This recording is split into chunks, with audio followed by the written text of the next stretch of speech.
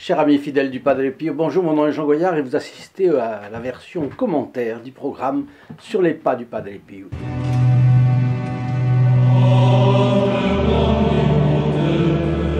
Et aujourd'hui, nous revenons sur l'histoire merveilleuse de Notre-Dame de Boulogne, Notre-Dame du Grand Retour, avec ce thème, ce sujet, les anges et Notre-Dame du Grand Retour. Pour commencer, la plupart des personnes ne me connaissaient pas. 4 personnes seulement connaissaient l'histoire. Vous vous rendez compte, sur 108 000 abonnés.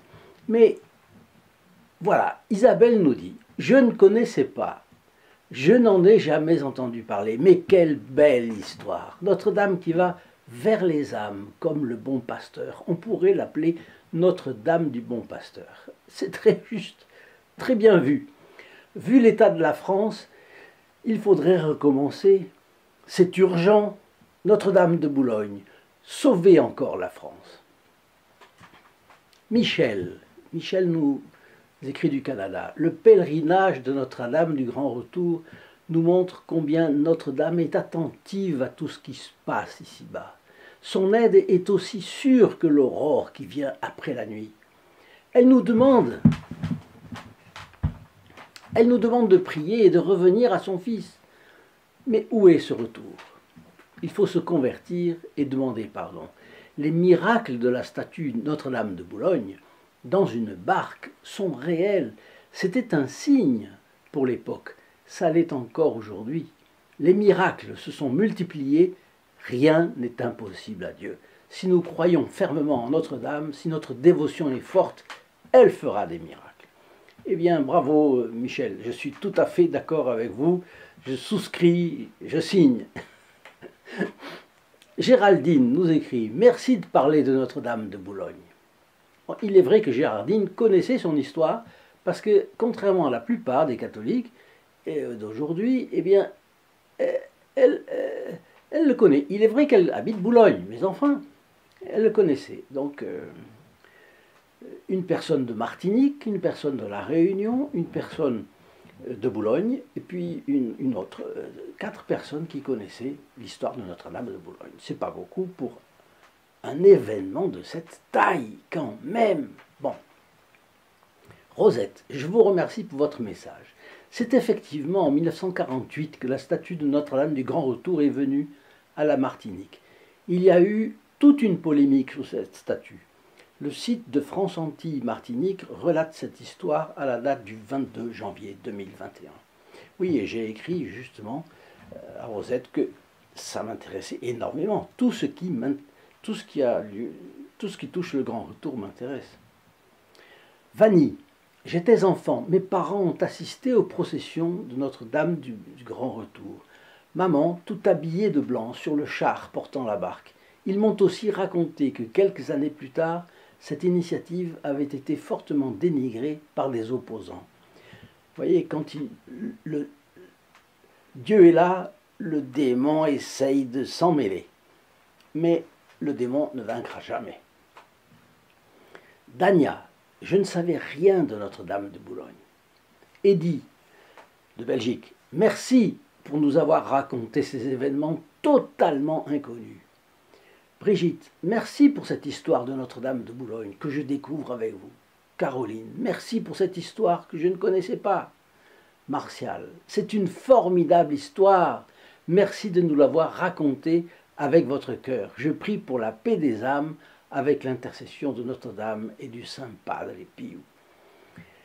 Eh bien, Gabriel continue. Merci pour cette très jolie vidéo. Son récit est passionnant et fait croître notre espoir. Anne-Dominique, que de faits inattendus et merveilleux sont déployés par la divine providence pour nous sortir de la torpeur, de l'incrédulité, du manque de foi. Chaque vidéo sur Padre Pio montre la sagesse et l'amour infini de Dieu pour chacun. Gardons-le précieusement dans notre cœur. Anne-Dominique, à un autre endroit. Quelle belle et incroyable histoire que celle de la Vierge à la barque. Que de grâce pour ressusciter tant de ferveur, tant de foi, tant de dévotion dans toute une population éloignée de Dieu et depuis longtemps. Seules des grâces extraordinaires pouvaient opérer une telle transformation et ce retour au sacrement, ainsi qu'une telle joie ressentie par tous. Pour qu'il y ait eu de telles grâces et une telle joie, c'est moi maintenant qui vous pose la question. C'est moi qui commente. Cela aurait-il été possible sans la présence et l'action des anges? Avez-vous pensé à cela? Dieu se sert des anges comme messagers et porteurs des grâces. Dans l'histoire, dans la Bible, dans l'Ancien Testament, même dans le Nouveau, parfois un tonnerre, parfois une tempête, parfois un vent.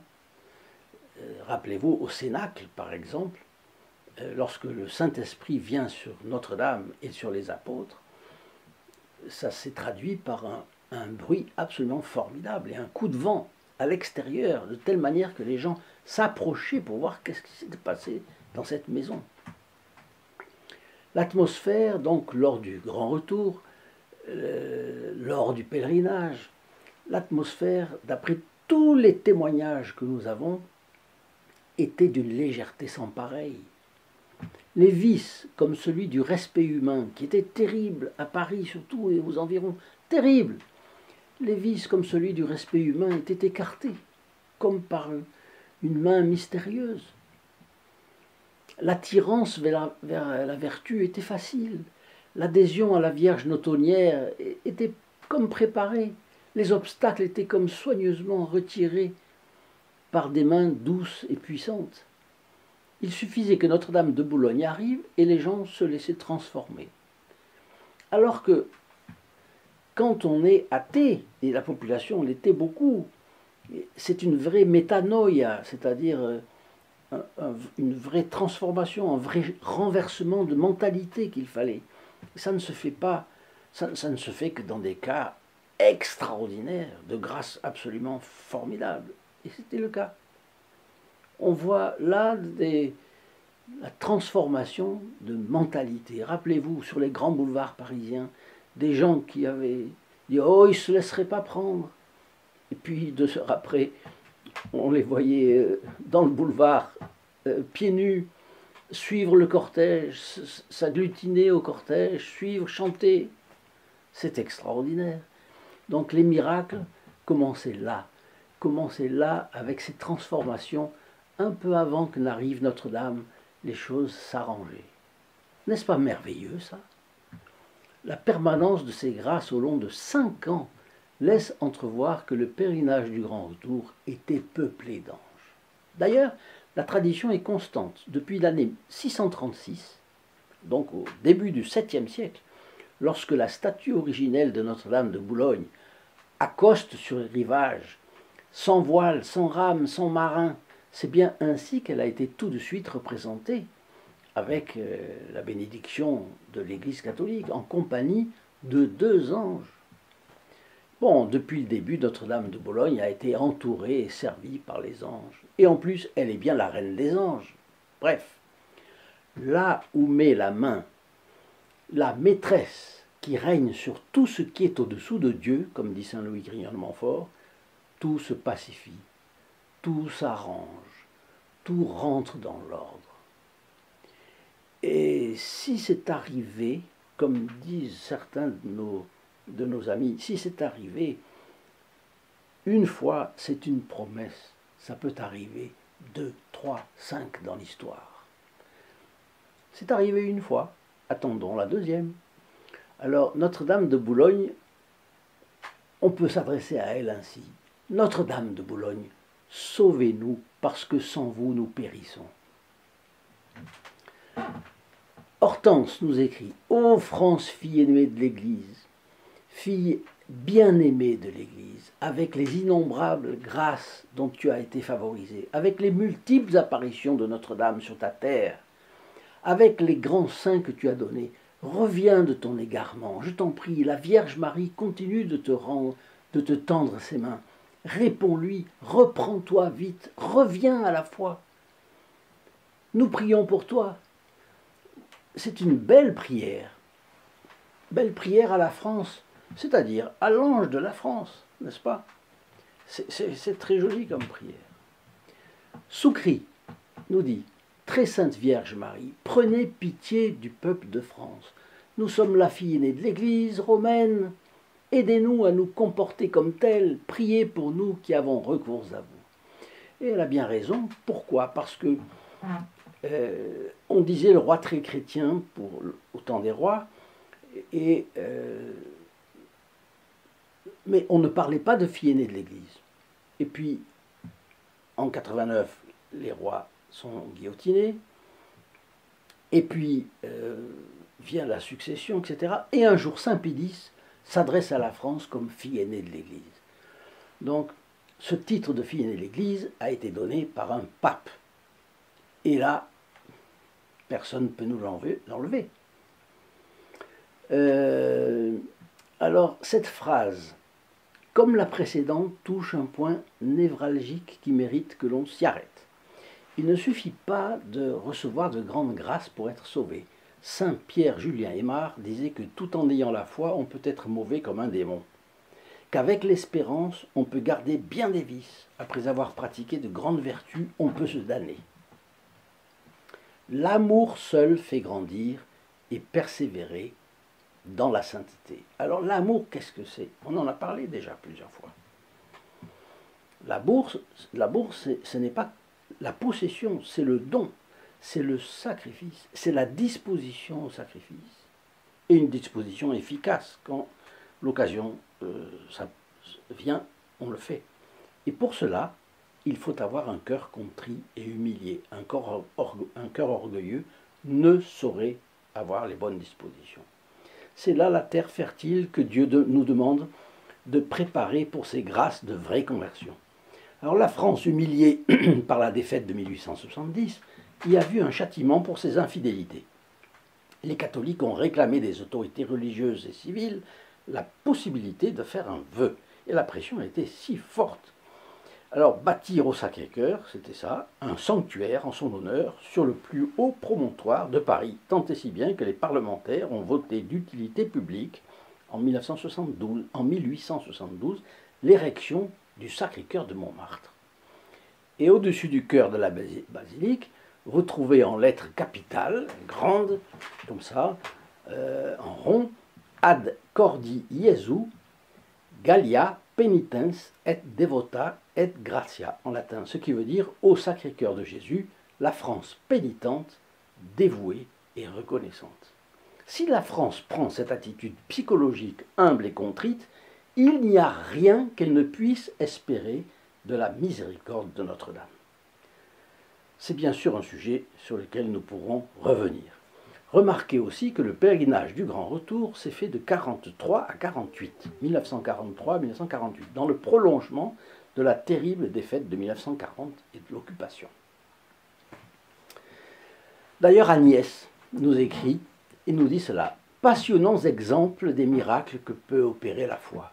Il est triste que la France ait eu à subir de sanglants déboires pendant la guerre pour retrouver de la ferveur. L'être humain est ainsi. Quand tout prospère, il oublie facilement le bon Dieu. Quand il souffre, il se souvient qu'il a un père et une mère dans le ciel, qu'il aime. La Sainte Vierge s'est servie de ce moment pour réveiller les âmes. Exactement. Et Marc fait cœur avec cela et dit « Espérons qu'il ne faudra pas de nouveau une grande guerre pour en venir à la grande conversion. » Anne, la France a besoin de la Sainte Vierge. Les églises sont quasi vides et les anticléricaux prétendent que les catholiques forment une secte. C'est le monde à l'envers. Prions pour notre pays. Maria, oui, pourquoi personne n'en parle? Je me posais la même question. Je ne connaissais pas du tout ce fait du pèlerinage du Grand Retour. Merci de nous avoir éclairés. J'ai grand espoir pour le mois de décembre, quand Notre-Dame de Paris ouvrira à nouveau ses portes, que des milliers de fidèles retrouvent la foi. Oui, on peut l'espérer, on peut prier pour cela d'ailleurs. Il y a eu autour de la reconstruction de Notre-Dame un élan hors série d'enthousiasme et de dévouement de la part de tous les corps de métier qui se sont investis et qui ont travaillé à la reconstruction de Notre-Dame et qui se sont sentis portés par la dévotion d'une opinion mondiale. envers ce bâtiment symbolique des restes de civilisation chrétienne, emblème de l'art et de l'histoire, et pas seulement en France, mais c'était dans le monde entier qu'on a regardé vers Notre-Dame de Paris. Stéphane, mais pourquoi donc personne n'en parle? Moi aussi je pense, pourquoi ne pas recommencer? 2% de fréquentation dans nos églises. L'idée serait à creuser. Il faut que cela parte des têtes de l'Église, c'est-à-dire les évêques, et qu'ils le fassent avec tout l'enthousiasme de descendants des apôtres. Ma question c'est, est-ce possible? Daniel, à cette époque où le malin prend de plus en plus de place, nous avons besoin d'un autre pèlerinage comme celui-là. Alphonsine, notre monde a besoin de Notre-Dame du Grand Retour. Colette, comme le dit Alphonsine, elle répond à la première, notre monde aurait bien besoin de retrouver cette ferveur religieuse comme lors du passage de Notre-Dame du Grand Retour. Certains proposent des initiatives même à ceux qui ne croient pas. De prier à certaines heures pour donner un élan, pour élever les âmes. Merci pour cette bouleversante histoire de Notre-Dame de Bologne. Prions le Saint-Rosaire et les prières de Fatima pour la conversion des pécheurs et pour réparer les péchés commis contre le cœur immaculé de Marie. Sylvie, en ce mois de Marie, prions Notre-Dame de Fatima de nous guider et de protéger tous ceux qui souffrent. Oui, il faudrait qu'un tel mouvement de grâce soit favorisé par les responsables du clergé. Évidemment, c'est le point. Les responsables du clergé, les évêques, que les évêques français commencent. C'est cela qui serait merveilleux. Et là, combien et combien de personnes sont prêtes à les aider pour ça? Évidemment. Christelle, merci pour ce témoignage. Une grande joie aussi, car il semblerait qu'un mouvement de procession aura lieu cette année partant de différents points d'apparition de Marie. Alors prions le saint Padre Pio de pouvoir s'y rendre, car j'en suis sûr, il sera là. Vanina, Notre-Dame nous fait reprendre espoir. J'ai entendu parler d'un pèlerinage en France sur 7 routes différentes avec 7 saints fin juillet. En avez-vous aussi entendu parler? Oui, Vanilla, c'est vrai. À ma connaissance, ce sont quelques laïcs qui ont eu cette initiative. Et on peut vraiment les en féliciter. Je ne sais pas encore d'où cela partira, quand exactement non plus, et puis dans quelles circonstances. Est-ce que cela prendrait la même forme que Notre-Dame du Grand Retour? Il faut le souhaiter, évidemment. Nadia, de l'île de la Réunion. Protégée du Padre Pio, je suis actuellement à San Giovanni Rotondo. Aujourd'hui, 7 mai, j'ai pu prier devant le tombeau de Padre Pio et que d'émotion. Je vous porte tous, vous, amis et fidèles du Padre Pio, dans mes prières. Marie-Cécile, merci Nadia de prier pour nous, abonnée et protégée du Padre Pio et prier pour la France.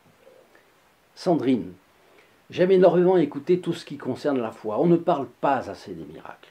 Je vous remercie de votre passion que je partage aussi. Alors nous aussi, nous pouvons remercier Nadia, c'est mon commentaire, d'avoir prié à nos intentions à San Giovanni Rotondo. Parce qu'ayant une protégée du Padre Pio à San Giovanni Rotondo, auprès des reliques du Padre Pio, qui prie pour nous, c'est un peu comme si nous avions été, nous aussi, à San Giovanni Rotondo. Cela nous rend le Padre Pio physiquement plus proche. Et puis l'endroit où il a tant souffert aussi. Alors cela amène une pensée. Nous demandons beaucoup au Padre Pio, nous attendons beaucoup de lui. Et c'est bien légitime. Avons-nous aussi l'idée de faire quelque chose pour lui? Par exemple, pour plus diffuser sa vie, plus diffuser ses fioletti, ses enseignements, ses pensées salutaires. Faisons-nous tout ce que nous pouvons pour lui. Évidemment, chacun fait quelque chose, au moins je l'espère de tout cœur. Mais s'il y avait des abonnés à la chaîne, qui m'écoutent, qui ne font rien de plus que d'être abonnés, je leur demanderai volontiers d'envisager de faire un pas de plus dans les pas du Padre Pio. Et vu la joie que tous les protégés du Padre Pio ont de faire cela, ils en seraient eux-mêmes, en plus d'avoir les bénéfices d'une messe, une fois par semaine, mais ils auraient la joie de le faire. Alors on pourrait même offrir le petit sacrifice que cela représenterait pour le retour de notre famille à sa fidélité des origines et de notre pays aux promesses de son baptême. Qu'est-ce que vous en pensez? Bon, je vous donne rendez-vous sous le lien https://reste-padre-pio.fr et je vous souhaite une bonne journée et à tout de suite, en bas, dans la description. Au revoir. In nome del Padre, del Figliolo e dello Spirito Santo, e così sia. Sia lodato Gesù e Maria, oggi e